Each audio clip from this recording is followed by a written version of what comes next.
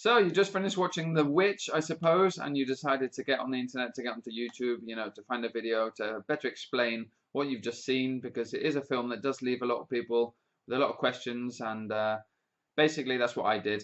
I watched The Witch, and straight afterwards I went onto the internet, I looked at some blogs, I looked at some videos on YouTube to try and find out exactly what I'd missed, and to try and give me a better understanding of things that maybe I thought I understood, but I didn't entirely understand.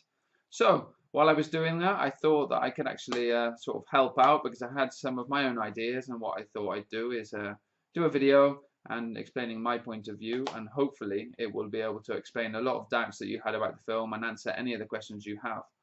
If it doesn't, please ask them down below. I will try and answer them for you, and of course leave your comments down below. I really like reading your comments.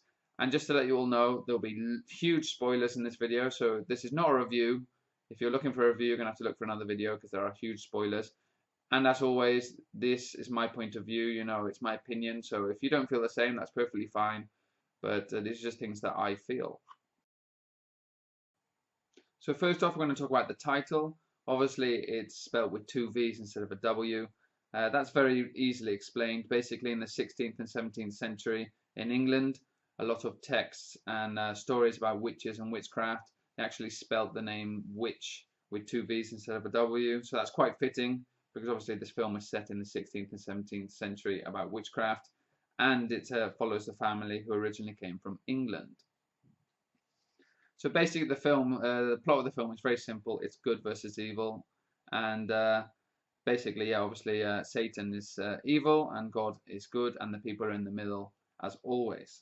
The first scene of the film is very important, because just in the first couple of minutes we learn a lot about the characters in the film, the family, and also a lot of other things. It starts off with the father talking at what looks like his own trial, and basically speaking in really old English, which obviously helps to understand that it's in the 16th or 17th century.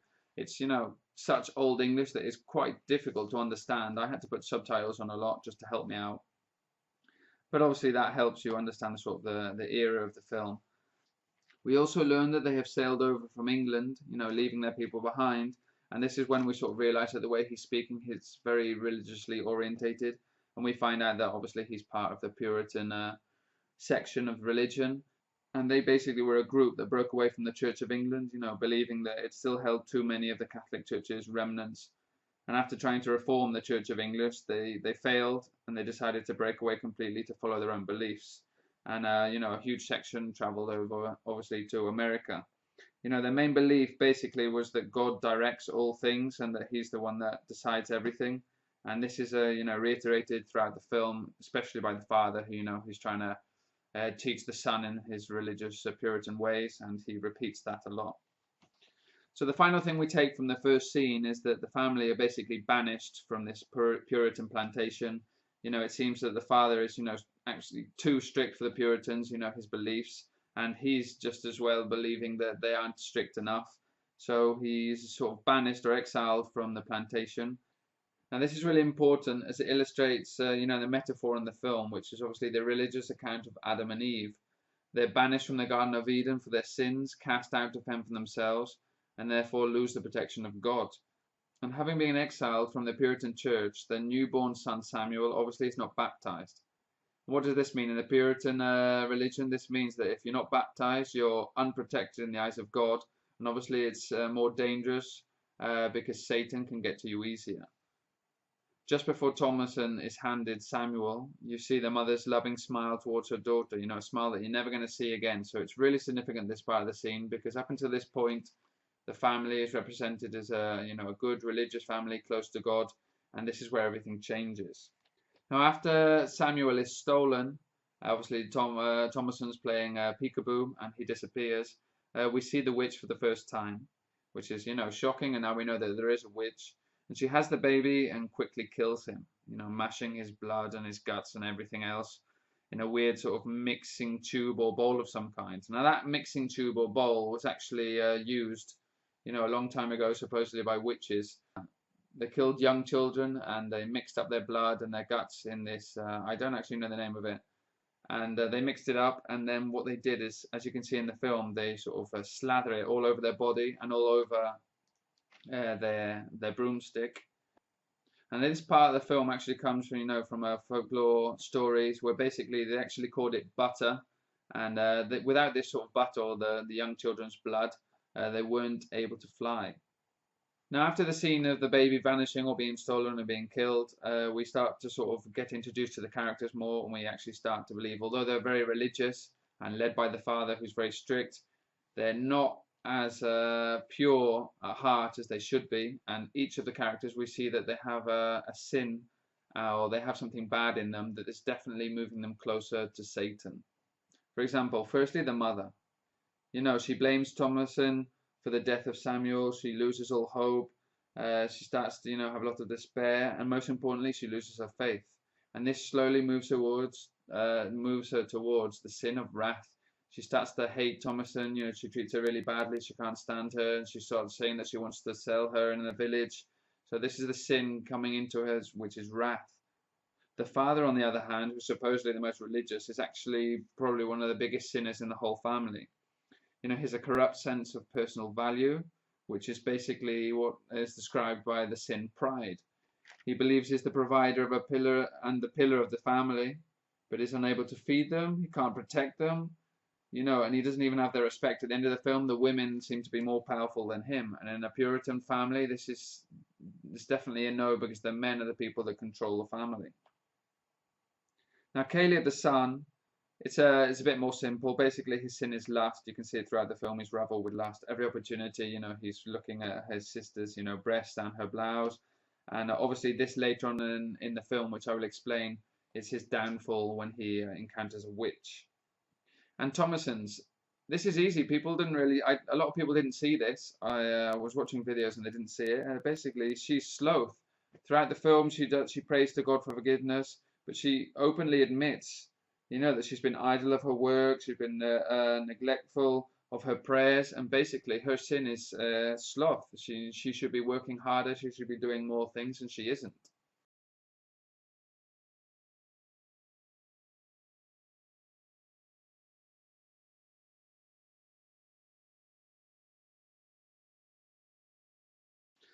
Now, the twins, obviously, I couldn't really find a sin that they were committing, but basically through the whole film, as you probably saw, they weren't very nice children at all.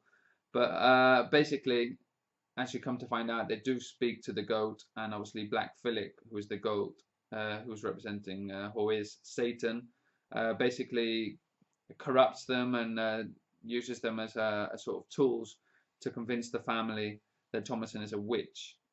And later on in the film, when Caleb is bewitched and he's saying the God's prayer and he actually dies, when the family are trying to help him, they cannot say the prayer because Satan won't let them, and actually causes them pain to try and do it. Now, throughout the film, the large part of the film, there are little symbols or little things in the film that basically, if you don't understand folklore, witchery, and things like that, they're very difficult to explain. So I'm going to try and explain them to you. And if there is something else in the film that you saw and you didn't understand why it was like that, leave a comment down below and I'll get back to you.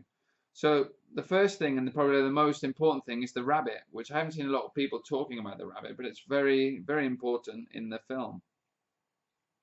Basically, in folklore tales about witches, rabbits, or actually hares, are thought to have been, actually witches in animal form. And they used to use, obviously, this form of life of animals to be able to travel from place to place without being detected and things like that. And also, witches were known to drink milk from farm animals. So obviously, if they needed to drink this milk from farm animals, it was a lot easier to get into the farms if they were disguised as animals. So basically, there's a scene where Thomason is milking a goat and blood comes out.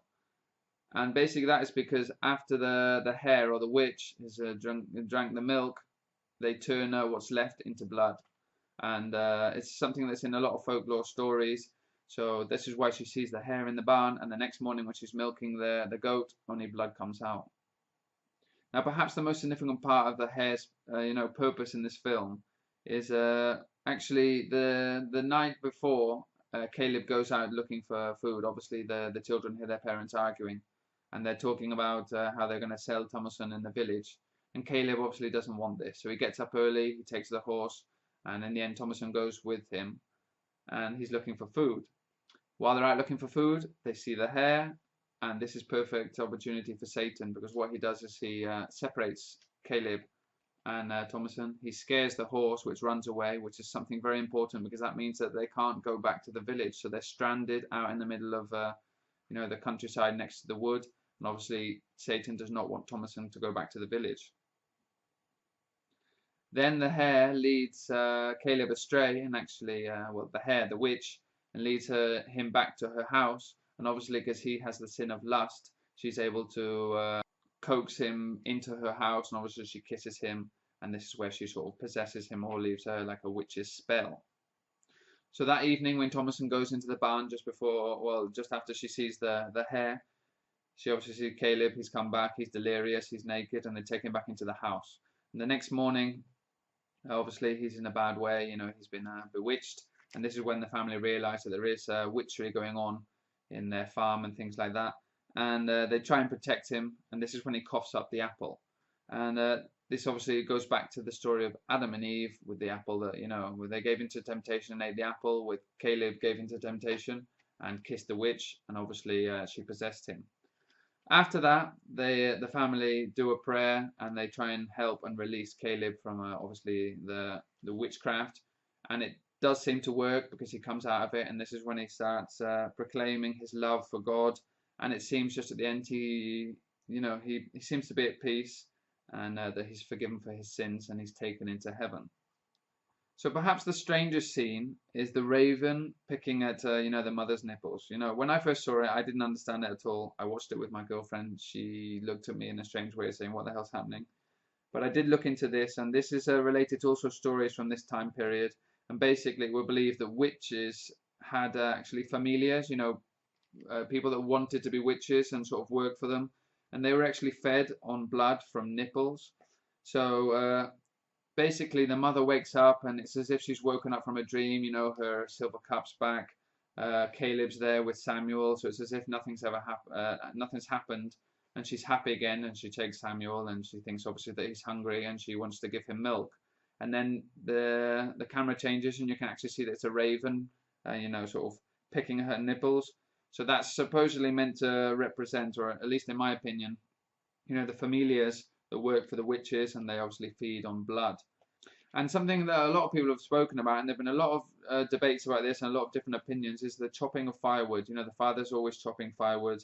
But I personally believe that this depicts, his loss of power over the women in his family. Every time that there's a scene where the women seem to be a bit stronger than him or make the decisions and he loses control, afterwards he's always chopping the wood. It's as if it's like a stress release, because he knows that he's not doing what he should be. He's not the man of the family. And obviously in the eyes of the Puritan faith, the male figure is definitely the one that should control everything, and his way of sort of releasing this is by chopping firewood, in my opinion. And at the end of the film, when Black Phillip, the goat, attacks him, he's actually buried by all this firewood, which I think symbolizes his pride. Hence the expression, "Pride will be the downfall of man." And basically Satan's got to him through pride, and obviously he's killed eventually by things that he was doing when he was scouring from his pride. And basically Satan, what he needs to do is he needs to separate Thomason from her family, because that's the only strong link that she's got left, because throughout the whole film she's trying to stay in contact with her family and trying to convince them that she's not a witch, and the love for her family is the only thing that's keeping her strong and keeping her away from Satan. So his whole objective throughout the film is obviously to turn the family away from God, but also separate Thomason from her family. He does this very well using the twins, obviously corrupting them, and they obviously cause doubt in the parents' minds to see if Thomason is a witch or not. The mother, obviously with the wrath that she has inside her, the anger she has inside her, it's very easy to convince. The father's more difficult. But there is a scene just when they start to, they confront each other, and Thomason, sort of lets go of all the things that she's got inside her, and she says that he's not a real man, she can't provide for the family, all he's good at is chopping wood, and this really, aggravates the situation. And right at the end of that confrontation is when she explains to her father that the children have been speaking to the goat, and maybe they're the ones that are causing all these things. So there's a big confrontation with the whole family, and in the end the father obviously decides to close them in the barn with the goat. And that's when we cut to the next morning, and you see the father waking up, and he comes down, he obviously sees that everything's, been broken, all the goats have been killed, and the only person that's left is Thomason. So for him, at that moment you don't realize what he's thinking, because he's very shocked, and as he's walking towards the barn, he gets attacked and impaled on the horn of Satan, which is Black Phillip, and that's, as I said, when he's thrown into the firewood and buried by his own pride. And this is obviously when it comes to a very important scene, when the mother comes out and she sees the same situation, but obviously she's completely convinced Thomason's a witch, and they start to fight. This is the last person that are actually connecting Thomason to her family. This is the last person that Satan needs to get rid of, and it's done very easily because obviously Thomason has to kill her mother in self-defense. So Thomason's left alone. She has no hope left, and of course, like in Adam and Eve, she gives into temptation, she gives into the devil, she goes into the barn and she starts to talk to Satan. And this is the famous scene when obviously she asks what he wants from her, and he asks her if she would like the taste of butter, the butter referring to obviously the blood of the young children that they use to help them fly. He also asks her if she would like to see the world, once again relating that to witches, that they can fly around the world and things like that. And obviously she's got nothing else to cling on to. The only thing she can cling on to is this desperation and this offer from Satan. And she breaks down and she signs her soul over to Satan. And that's when we come to the final scene. She walks into the woods. She finds the coven of witches. You're going to see that these are witches. Satan's done the same thing with these young women. They're all naked. Obviously, the sign of nudity was something that was a sign of sin in the Bible. So for Satan to have all of his witches, all of his workers naked, is a perfect symbol to show the difference between good and evil. And when she arrives, obviously the witches have already covered themselves in the blood of the twins, and they start to fly. And this is where we see her sort of fly up as well, and we know that she's definitely gone over to the dark side, if you can say it in that way. And basically she's become a witch just like all of the others. So there you go. I think I've talked about everything. Hopefully, if you had any doubts, any questions, I have answered them in this video.